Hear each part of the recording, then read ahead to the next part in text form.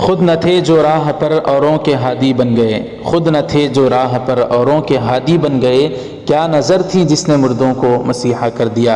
السلام علیکم ورحمۃ اللہ وبرکاتہ۔ محترم ناظرین، استقبال ہے آپ کا ہمارے چینل الہند اسلامک ٹیوب پر۔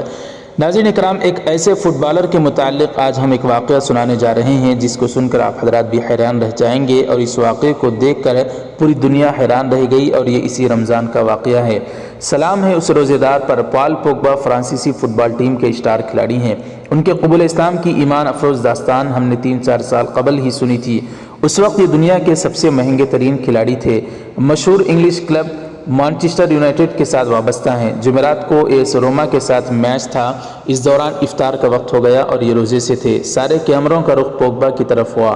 وہ گراؤنڈ کے ایک سائیڈ میں بیٹھ کر روزہ کھولنے لگے۔ آدھے منٹ کے لیے ریفری نے میچ کو روک دیا، پھر وہ کھیل میں شریک ہو گئے۔ پھر دلچسپ بات یہ ہے کہ اس میچ کے افطاری کے بعد تقریباً 75ویں منٹ میں پوگبا نے گول داغ کر ٹیم کو میچ جتوا بھی دیا۔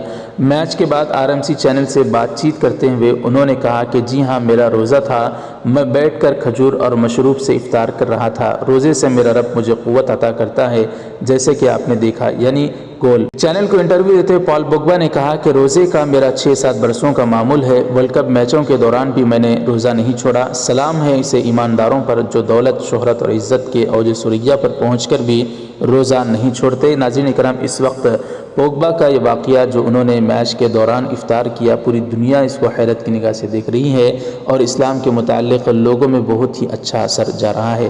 اس واقعے کے متعلق آپ کی کیا رائے ناظرین کمنٹ کر کے ضرور بتائیں۔ ویڈیو کو ضرور لائک کر دیں، شیئر ضرور کریں، ہمارے چینل کو سبسکرائب کر کے بیل آئیکن پر کلک کر کے آل پر کلک کر دیں۔ جزاکم اللہ، والسلام علیکم ورحمۃ اللہ وبرکاتہ۔